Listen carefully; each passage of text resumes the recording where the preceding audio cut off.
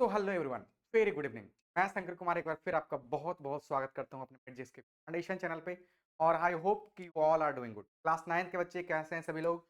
तो आज ये रिकॉर्डेड सेशन है और यहाँ से अब स्टार्ट होता है आपका revision. Most of the content of your SST class 9th have been discussed.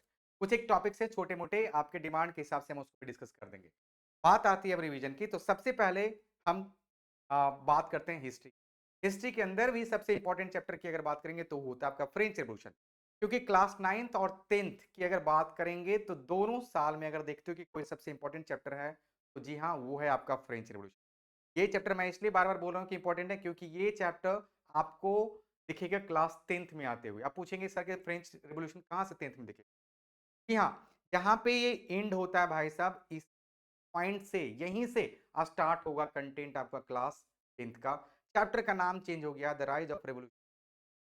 और मैं इसलिए बता रहा हूं, आप पढ़ रहे हो फ्रांस के बारे में, फिर देखोगे रेवोल्यूशन आएगा कहां पे? यूरोप में। तो आपने सुना होगा एक कोट, ड्यूक मैटरनिक जो ऑस्ट्रियन चांसलर थे वो बोलते हैं, when France sneezes the rest of the Europe catches cold. जब फ्रांस में कुछ होता है तो भाई जल्दी देखेंगे वो पूरे यूरोप में फैल जाएगा। और चूंकि पूरे यूरोपियन कंट्रीज के ही कॉलोनी थे वर्ल्ड वाइड फैले हुए, तो धीरे धीरे यही सारे रेवोल्यूशन उनके कॉलोनीज में पहुंच जाएंगे। तो यस, आप इससे समझ सकते हो कि जब फ्रांस में कुछ होता है तो जल्दी वो पूरे वर्ल्ड को इफेक्ट करेगा। आपका पैटर्न भी पढ़ाई का कुछ इसी तरीके से, यहाँ पे फ्रेंच रेवोल्यूशन पढ़ोगे, फ्रांस में रेवोल्यूशन आएगी। अब वही रेवोल्यूशन आपको यूरोप में आते दिखेगा क्लास 10th में। इसका वो सेकंड पार्ट है। चलिए आपको कराते हैं रिवीजन थोड़ा सा एक क्रिस्प कंसाइज कंटेंट के जरिए, जहां पे आप काफी कम समय में पूरे फ्रांस को पढ़ लोगे।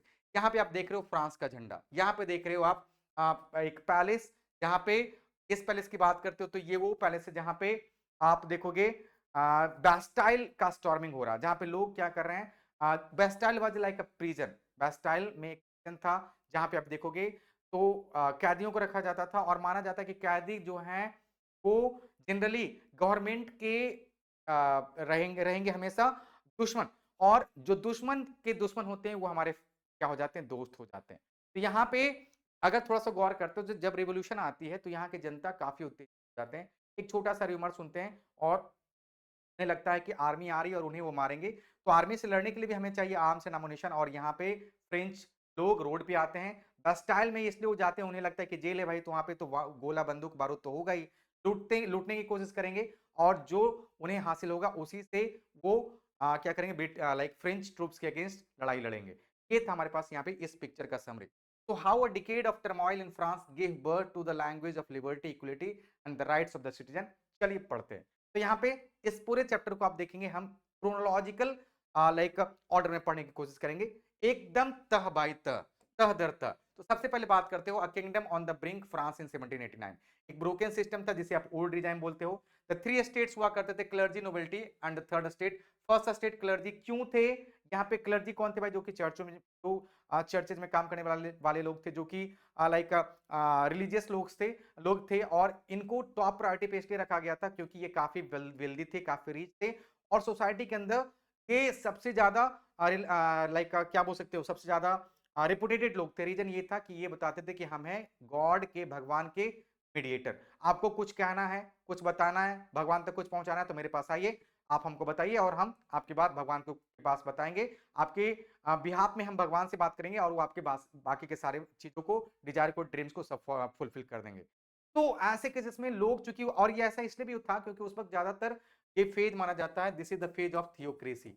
मैंने इसके लिए एक छोटा सा शॉर्ट वीडियो भी बना रखा, जहां पे आप देखेंगे this is the period of religion, dominance of religion, जहां पे आप सोसाइटी के हर एक तबके ऊपर देखेंगे, तबके के ऊपर देखेंगे सोसाइटी को लीड किया जाएगा धर्म के नाम पे, गवर्न किया जाएगा धर्म के नाम पे। So this is theocracy. So this was the broken system, old regime. तो फ्रांस बिफोर 1789 थ्री स्टेट थे, क्लर्जी, नोबिलिटी और द थर्ड स्टेट, जहां पे most of the 90% of population they will come from here. और बाकी के जो population थे 10% के, वो यहां से आएंगे। 5% क्लर्जी, 5% नोबिलिटी और बाकी के 90% population third state commerce. Unimpeded reason, debt देखिएगा ध्यान से। सबसे पहले 1774 में गद्दी पे बैठते हैं कौन? वहां के राजा, बॉर्बन डायनेस्टी से आ रहे थे, लुइस 16th। और वहां पे पाते हैं कि उनका पूरा खजाना खाली है।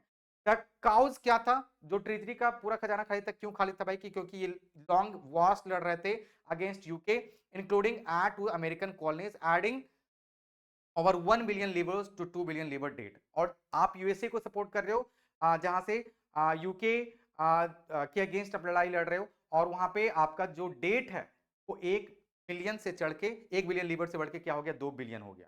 सॉरी, 1 बिलियन लीवर से बढ़ के 2 बिलियन हो गया, तो डेट बढ़ रहा। डेट बढ़ेगी तो भाई आप प्रेशर में आओगे ही। तो and the extravagant court of Versailles, जो वर्सलेस था वो जाना जाता था अपने like extravagant like structure के लिए, अपने इतने बड़े वास्ट लाइक पैलेस में डेकोरेशन के लिए, लग्जूरियस ऑर्नामेंट्स के लिए। तो काफी फेमस था अपने लाइक एक्स्ट्रावेगेंट लाइफस्टाइल के। राजा भी उसी लाइफ को जीते थे, तो ऑब्वियसली खर्चा तो था, और खर्चे सारे कहां से आ रहे थे, ट्रेजरी से ही आ रहे थे। जब गद्दी में बैठते तो उनका सारा खजाना तब तक खाली हो गया। ठीक है, चलिए, तो यहाँ पे देखिए कैसे क्लर्जी, ये हो गया हमारे पास क्लर्जी, और ये हो गया नोबेल्टी, इनकी इनके कंधे पे बैठ के सवारी कर रहे हैं भाई बेचारे ये थर्ड स्टेट पीपल, जो कि कॉमन लोग हैं। ठीक है ना, चलिए फिर यहाँ पे बात करते हो द सीड्स ऑफ रिवॉल्ट। क्या होता है, 1715 प्राइस ऑफ ब्रेड बहुत तेजी से बढ़ा।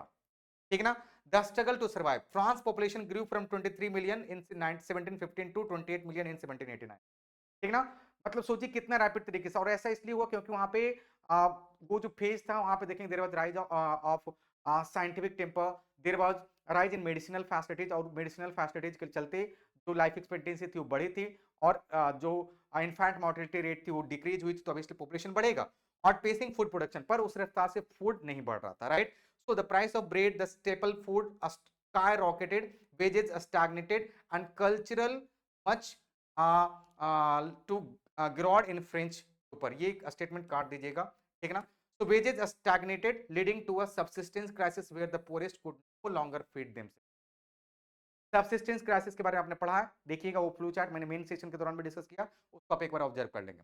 Now the rise of middle class, धीरे धीरे जो मिडिल क्लास थे, जो कॉमनर्स थे, उनका देखेंगे थोड़ा सा रेपुटेशन बढ़ा है, क्योंकि वो थोड़ा सा पैसा अर्न कर रहे हैं सोसाइटी के अंदर, उसको बिजनेस क्लास लोग बोला जाता है। तो ये था rise of middle class. Middle class लोग जब राइज करते हैं तो जनरली एक बात मैं बार बार बोलता हूँ, जहां कहीं भी आप रिवॉल्ट आते देख रहे हो तो हमेशा लीड कौन करेंगे भाई, middle class. Middle class people now they are educated, they understand their right, they know what to do, they always go for the best, और इसीलिए middle class people will be considered as harbinger of changes, they are considered as catalyst, they are actually the real person, real part of the society who will try to bring change there। तो ये आपने देखा the power of ideas, लोके, Rousseau और Montesquieu का contribution, Voltaire का भी contribution आप बता सकते हो।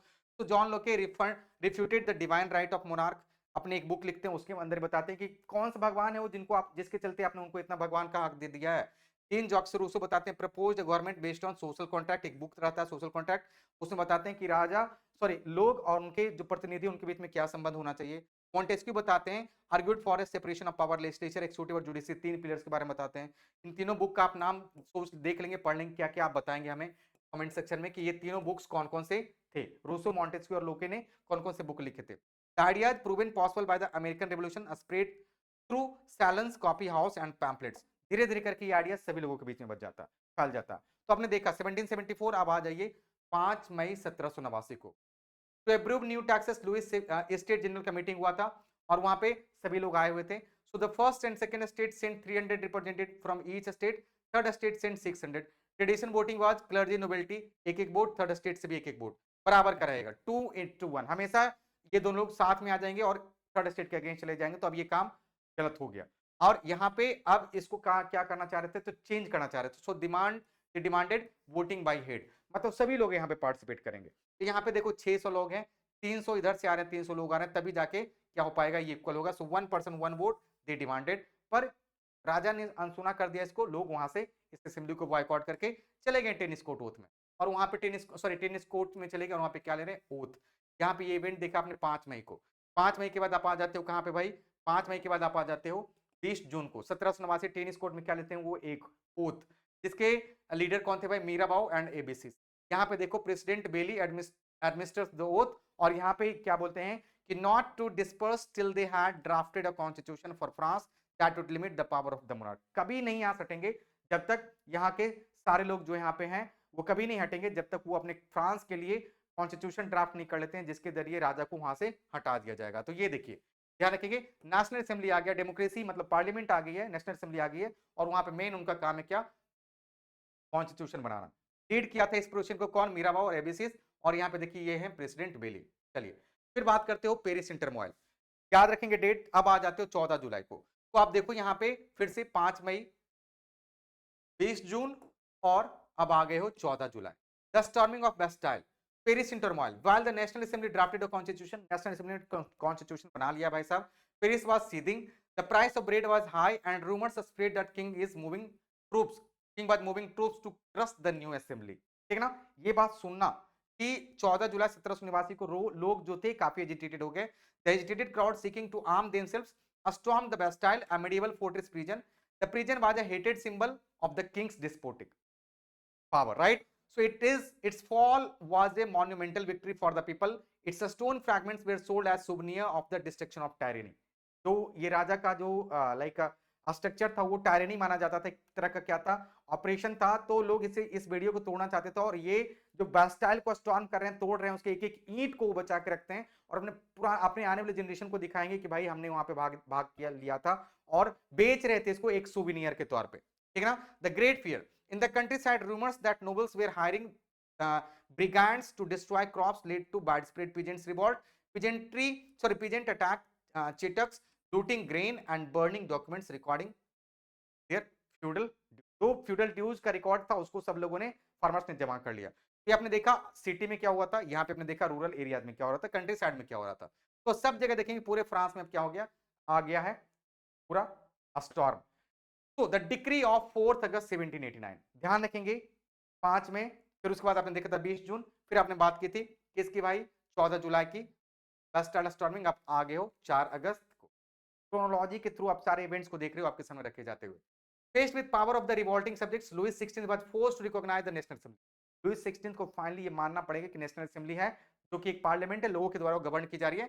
इन a single historic night session, the assembly swept away the entire feudal structure of the France. पूरा फ्रांस का जो फ्यूडल स्ट्रक्चर था, सामंतवादी सिस्टम था, उसको उन्होंने क्या किया, वहां से हटा दिया एक रात में। ठीक ना, समझिए। तो what was abolish, the feudal system of obligation. Feudal system आप जानते हो कि सबसे टॉप पे राजा किंग हो गया यहाँ पे, फिर उसके बाद नोबल्स हो गए वहां पे, ये मैं डिटेल में नहीं बताऊंगा, फिर यहाँ पे पीजेंट्स हो गए और यहाँ पे सर्व्स हो गए, पीजेंट्स और यहाँ पे सर्व्स। ठीक ना, ये होता है हमारे पास क्या, किंग, यहाँ पे नोबल्स, और इस तरीके से देखोगे हायरार्की सोसाइटी का था। और ये पूरा क्या है, फ्यूडल सिस्टम है। इस फ्यूडल सिस्टम में सबसे ज्यादा टॉर्चर किया जाता था पीजेंट्स और सर्व्स को। किंग और नोबल्स एक लग्जूरियस लाइफ जीते थे। अब इस सिस्टम को हटा दिया, डेमोक्रेसी आ गई है, अब ऐसा कुछ नहीं चलेगा। तो the feudal system of publication and taxes has been removed, privileges of the nobility and clergy have been removed, taxes paid to the churches that too was removed, right. So a massive transfer of wealth. अब यहाँ पे जो lands clergy के पास था, nobility था, उनसे छीन लिया गया, भेज दिया गया किसके पास, उन लोगों के पास जो कि लैंड पे काम करते थे, पीजेंट्स के पास।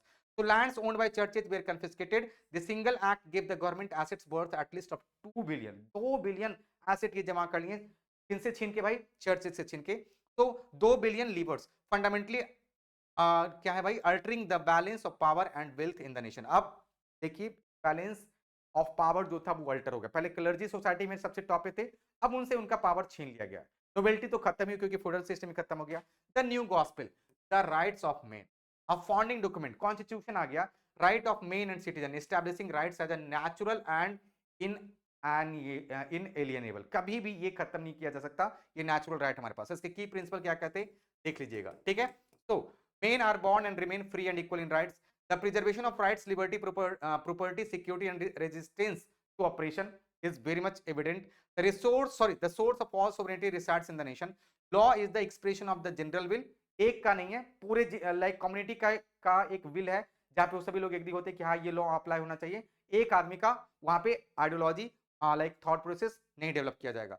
All citizens are equal before it, every citizens may speak, write and print freely, that is freedom of speech. देखिए ये हमारे पास फंडामेंटल राइट, और इसी तरह के फंडामेंटल राइट ने हमने इसी तरह के फंडामेंटल राइट को हमने अपने इंडियन लोगों को भी दिया। ठीक है, चलिए।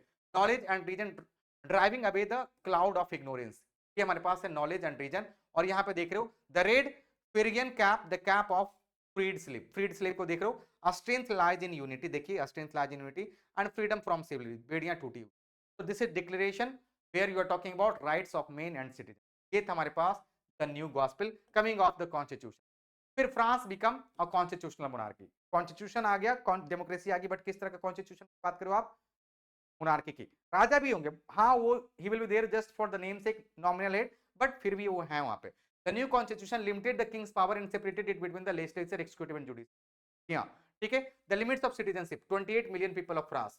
अब यहाँ पे देखोगे पैसिव सिटीजन्स जिनके पास कोई वोटिंग राइट नहीं थी, एक्टिव सिटीजन्स जिनके पास वोटिंग राइट थे, man over 25 who paid taxes equal to at least 3 days labour approx 4 million, वो पे कर सकते थे। आप बताइए सबके पास क्या 4 मिलियन था? नहीं था।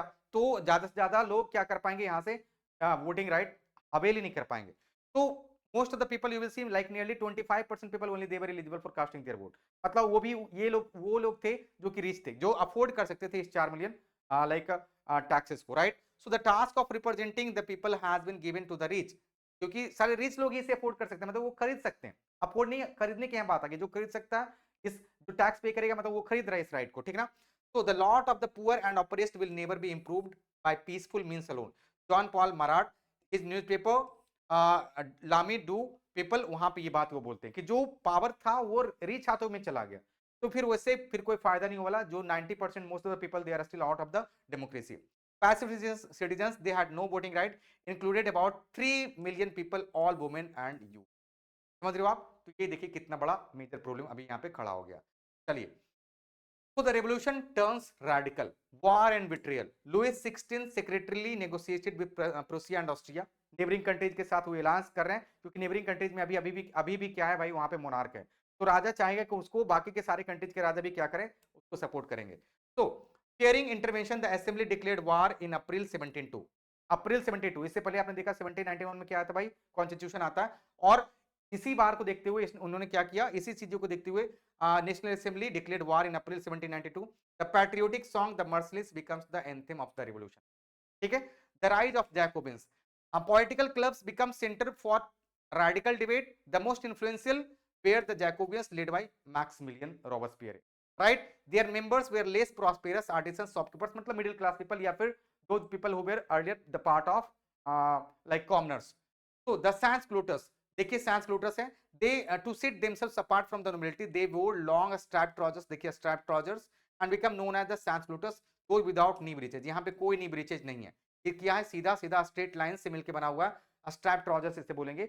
और ये अपने आप को क्या कर रहे हैं, समझिए तो एक लाइक इस जैकोबियन क्लब का क्या बन गया, एक सिंबल बन गया है। आप इसके मेंबर हो तो आप ऐसा पहनोगे। Monarchy falls finally on 10 August 1792, right. और इनको क्या किया जाता, टांग दिया जाता। An insurrection planned by the Jacobins stormed the palace imprisoning the royal family। A new assembly, the convention was elected on 21st September 1792। It abolished the monarchy and declared France as a republic। France became republic। monarchy falls, देख लीजिएगा 10 August 1792 की ये बात है, ध्यान रखेंगे। ये सारे डेट्स आपने यहाँ पे देख लियो। फाइनली देखेंगे 21 जनवरी 1793 को ये पकड़े जाते हैं, क्या पूरे परिवार के साथ भाई, 21 सितंबर को। 10 अगस्त 1792 को डेमोक्रेसी गिर जाता है और 21 सितंबर 1792 को वहां पे क्या जाती है, मोनार्की हटा के रिपब्लिक बन जाता है फ्रांस। फिर 21 जनवरी 1793 को देखेंगे कि openly publicly executed by guillotine, ये मेथड पॉइंट किया गया था किसके द्वारा, रॉबस्पियर के द्वारा। एक चीज और, जो बोलते हैं karma will chase you down, जैसा आप करोगे वैसा भरोगे। ये जो मारने का जो तरीका क्वाइन किया गया था, ये गुलेटिन है और ये एक्चुअली रॉबस्पियर के द्वारा ही इंट्रोड्यूस किया गया था। तो Robespierre later he will become so much reckless, और इसीलिए ये जो पीरियड कल आएगा उनके लीडरशिप में, that will be period of rain of terror, ठीक है ना। और बाद में इनके टेरर को देखते हुए लोग बाद में इनसे जब छुटकारा पाएंगे तो इसी के जरिए ये छुटकारा उन्हें मिलेगा। तो right, so queen Marie Antoinette made the same fate. तो राजा और रानी दोनों को 21 जनवरी 1793 को ओपनली क्या किया गया था, इसके जरिए गिलेटिन कर लिया गया था। Instruments to control, instruments of control, अब कैसे, क्योंकि पावर आ गया कन्वेंशन के पास, वो कन्वेंशन जैकोबिन के द्वारा लीड किया जा रहा है। तो the guillotine, thousands were tried up tried by revolutionary tribunal and beheaded. सबको क्या किया गया, एक ट्राइब्यूनल के द्वारा लाइक जजमेंट दिया गया और फाइनली उनको एक्सिक्यूट किया गया था इसी के जरिए। Economic and social control maximum, यहाँ पे देखेंगे कि आप फूड को क्या कर रहे हो, राशन कर रहे हो। तो ceiling on wages and prices, rationing of bread and meat, all citizens required to eat equal bread, churches were shut down. ऐसे बोलोगे थोड़ा सा एक्सेसिव सोशलिज्म, जो कि सोसाइटी के लिए गलत होगा, और इसी के लिए एक्सेसिव, इसी के चलते आप देखेंगे कि रॉबस्पियर फाइनली पेन छोटा कर दिए जाएंगे, क्योंकि लोग अब उनको नापसंद करने लगेंगे। New address, men and women address addressed as citoyen and citoyenne, citoyen citizen and citoyenne, नागरिक और नागरिका, ठीक है ना। चलिए, तो logic terror, terror is nothing but justice, swift, severe and inflexible, used to meet the most urgent needs of the fatherland. Fatherland कौन है भाई? तो यहाँ पे रखेंगे सेटियोन एंड पेट्राई लैंड, पेट्राई, ले पेट्रा, दिस इज ले पेट्राई, मतलब फादरलैंड एंड सेटियोन, ले सेटियोन और सिटीजन्स वहां के, ठीक है ना। द टेरर कंज्यूम्स इटसेल्फ, तो जो टेरर प्रमोट कर रहा था एक दिन उसी को टेरर क्या करेगा, खा जाएगा। देखिए, Robespierre relentless policies alienated his own supporters, he was arrested and guillotined in July 1794। आप देख रहे हो, क्रोनोलॉजी समझ रहे हो। 21 जनवरी 1793 को राजा को मारते हैं और 1794 को जुलाई में इनको भी वहीं पे टांग दिया जाता है और सेवा समाप्त इनका। असर्ट्स फॉर स्टेबिलिटी, अब डायरेक्टरी लाई जाती है। जैसे ही जैकोबिन खत्म हो जाता है, कन्वेंशन खत्म हो जाता है, आता है क्या भाई, directory. The conservative reaction, the fall of Jacobins allowed the wealthier middle class to seek power. अब कंजर्वेटिव यहाँ पे फिर से आ जाएंगे।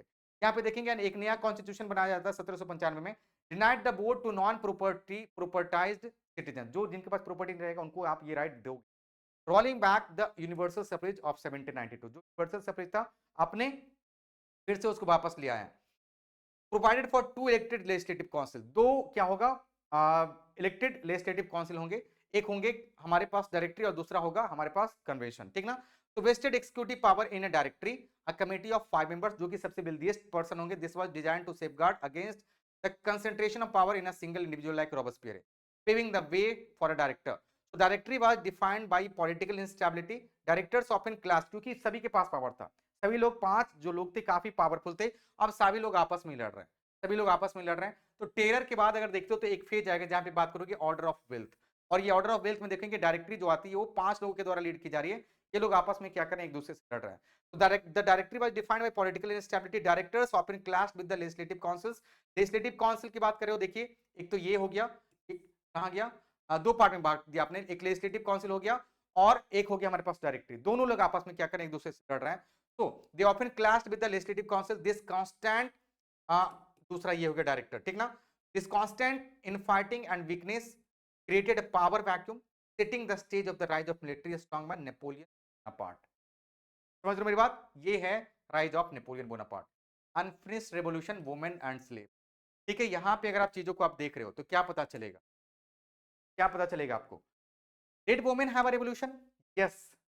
Women were active participants forming political clubs and demanding equal rights. Olympe de Gaulle wrote the Declaration of the Rights of Women and Citizens in 1791. Gains and losses. The government legalized divorce and made a schooling compulsory for girls. Rights to दी गई है. However, their clubs were banned during the terror. They were denied political rights and Gauze was executed. He was hanged and killed. मतलब गिलोटिन। French women would not win the right to vote until 1940, 1946 तक इनको ये voting right नहीं मिली, बताइए। और 1947 में India आजाद होती है, हम काफी पिछड़े हुए थे, फिर भी हमने वुमेन को ये राइट दी, महिलाओं को ये राइट दी। तो आप समझ सकते हो हमारा approach. Revolution of slavery, the economies of port cities were built on the triangular slave trade. 1794, one of the most radical acts of the Jacobin regime was the abolition of slavery in the French colonies. Yes, Jacobian का सबसे अच्छा जो काम था, उन्होंने क्या क्या slavery को खत्म किया था। 1804 में the major proved short lived, Napoleon reintroduce slavery 10 years later, और ये स्लेवरी फिर से इंट्रोड्यूस किया जाता है जब नेपोलियन पावर में आते हैं। इन 1848 slavery was finally abolished for good, और फाइनली स्लेवरी को खत्म किया जाता, सारी बेड़ियां टूट। तो यहाँ पे देख रहे हो स्लेवरी की आपने बात की और वुमेन राइट्स की बात कर ली, दोनों यहाँ पे देख रहे हो। और ये एक्चुअली प्रोपाउंड किया गया, सफ्रागेट मूवमेंट भी आप इसी से रिलेट करेंगे। स्टार्ट होता है ये यूएसए से, और उसी से इंस्पायर होकर आप देखेंगे जिक्र आता है कि इनका ओलिम डे गेज। चलिए अमेरिका देखिए कैसे, ये देख रहे हो हमारे पास स्लेवरी का ट्रेड था, अफ्रीका से गए अमेरिका, ठीक है ना। फिर वहां से रॉ मटेरियल भेज रहे हैं यहाँ पे, कहाँ पे, बोर्डॉक्स, नाइंटीज, ये आपका यूरोप के अंदर। और इसी तरीके से देखो ये स्लेव ट्रेड क्या कर रहा है, चल रहा है, ठीक है।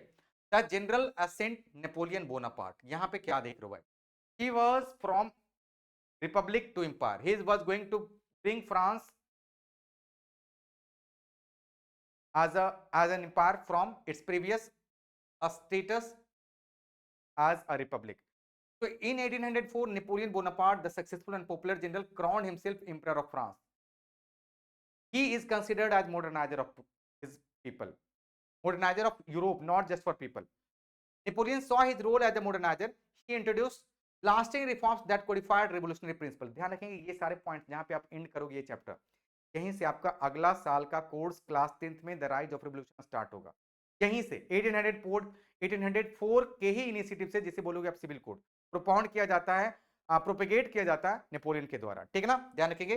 प्रोटेक्शन ऑफ प्राइवेट प्रॉपर्टी, पहली बात काफी लंबे से तक देखेंगे फ्रांस में प्रॉपर्टी के ऊपर हक नहीं दिया गया था, specially like rain of terror के टाइम में। एक्सेसिव सोशलिज्म, सोशलिज्म मतलब आपके पास कोई प्रॉपर्टी रखने का अधिकार नहीं है, सारी चीजें आपको प्रोवाइड की जाएगी राजा के द्वारा, राइट। तो ये देख लिए। तो अब जैसे ही पावर में आते हैं, he allowed the property, private property, uniform system of weight and measurement, पहली बार, ठीक ना। तो ट्रेड भी अब आसान हो गया। अब वहां पे अलग अलग एरियाज में अलग अलग ट्रेड बैरियर्स नहीं रहेंगे। कस्टम भी, यूनियन भी थे, कस्टम्स जो थे वो भी, कस्टम टैक्सेस जो भी थे वो भी खत्म हो गए थे। अलग अलग जो मेजरमेंट के यूनिट्स थे वो भी आपने कर दिया, यूनिफाई कर दिया। तो अब आपके लिए प्रॉब्लम खत्म होगी, ट्रेड बिजनेस अब क्या हो जाएगा, प्रोस्पेरस हो जाएगा। The Napoleonic Code, a set of civil laws that influenced legal system worldwide, was propagated by him. He was considered as a liberator, or what do you think, invader? He set out to conquer neighboring European countries. Initially, many saw him as a liberator. Soon as his armies came to be viewed as an invading force. हाँ, आप इतना fascinated हो जाओगे कि आप चाहोगे कि आपकी कंट्री नेपोलियन के द्वारा हड़प ली जाए। पर नेपोलियन अपने कंट्री के टेरिटरी को इसलिए एक्सपैंड कर रहा था क्योंकि उसको अपने लोगों के लिए क्या चाहिए थी, लैंड चाहिए थी। पॉपुलेशन बढ़ रहा था तो आपको लैंड चाहिए, लैंड रहेगा तभी आप रिसोर्सेस वहां से ला पाओगे, खेती कर पाओगे और अपने लोगों को खिला पाओगे। तो ये था main reason. The end of an era, he was finally defeated at the battle of Waterloo in 1815। पूरा चैप्टर यहीं पे आपका कंप्लीट हो जाता है। तो the revolutions in during echo, ये देख रहे हो आप यूरोप, यूरोप के अंदर आपने देखा कि यहाँ पे रिवोल्यूशन आता है। The most important legacy, this is the idea of liberty and democratic rights. अब आउटकम्स ऑफ फ्रेंच रेवोल्यूशन की बात करो, इसने हमें क्या दिया भाई, liberty and democratic right. A new language of politics, French become like हाँ, the revolution introduced a new political vocabulary centered on the right of the individual and the sovereignty of the nation. It established the idea that all individuals have rights and can claim equality, and that would be democracy, right? चलिए, a global impact, these ideas spread from France across Europe, inspiring movements that abolished feudal system. feudal system पूरे world wide देखेंगे अब ये abolish किया जाने लगेगा, ठीक है। colonized people reworked the idea of freedom into their own movements for national sovereignty, right? India के अंदर बात करेंगे आप राजा राम मोहन राय की, his called as father of Indian renaissance, could like he said you could think and talk of nothing else and insisted on visiting French versus flying the revolutionary tricolor flag. समझ मेरी बात। so the French revolution's promise of liberty, equality and fraternity remains a powerful and often contested force in the shaping of the contemporary world. पूरा chapter यहीं पे आपका हो जाता the end, समझ लिया आपने। तो ये था आपका पूरा फ्रेंच रेवोल्यूशन का इंपॉर्टेंट डेट्स और उससे रिलेटेड सारे इंपॉर्टेंट पॉइंट। अगर आपने देखा है तो आपको पूरा फ्रेंच रेवोल्यूशन मात्र हमने 25 से 30 मिनट में आपके सामने रख दिया है, और काफी कम समय में अगर आपने इसे देखा है तो चीजें आपके लिए आसान हो जाएगी। और आप आराम से, अगर चूंकि आपने पढ़ रखा है तो आपका बेस बना हुआ है, आपको पता है कि क्या हुई थी, रिवीजन के लिए ये आपके लिए बेस्ट वे है। आराम से आप बैठो, देखो, ऑब्जर्व करो, चीजें आपके लिए यहाँ पे आसान होती हुई दिखे। चलिए, तो फिर वाइंड अप करते हैं अपना सेशन। अब धीरे धीरे करके ऐसे ही फ्रूटफुल इंसाइट आपके सामने लाते रहेंगे, crisp, concise but very very beneficial for all of you. ऐसे ही इंपॉर्टेंट कंटेंट अब बहुत ही फ्रीक्वेंटली आपके सामने आप उपस्थित होंगे। तो अब वाइंड अप करते हैं, मिलते हैं अपने अगले सेशन। तो तब तक के लिए bye, take care, thank you so much. बताइए कैसा लगा आपको कंटेंट, और कुछ और एक्स्ट्रा चीजें अगर आपको चाहिए सपोर्ट के दौरान, मैप का भी डिस्कशन हमने कर रखा है, मैप का भी एक डेडिकेटेड सेशन लेके आएंगे। तो बने रहिए तब तक हमारे साथ। Thank you so much, take care, good night.